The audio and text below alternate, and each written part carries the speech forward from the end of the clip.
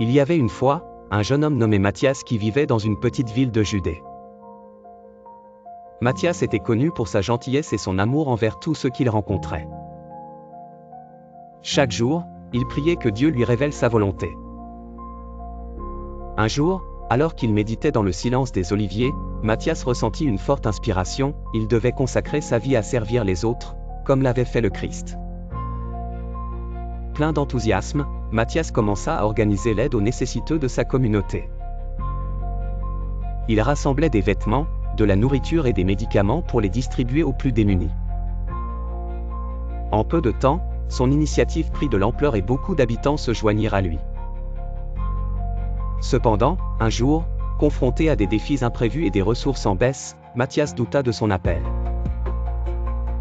Il se demanda s'il avait vraiment reçu un ordre de Dieu ou s'il avait simplement suivi un désir personnel. Perdu, Matthias retourna dans les oliviers pour prier, cherchant guidance comme il l'avait fait auparavant. Alors qu'il priait, une vieille femme s'approcha de lui. Elle lui dit qu'elle avait observé son travail et ressenti un profond changement dans sa vie grâce à son aide.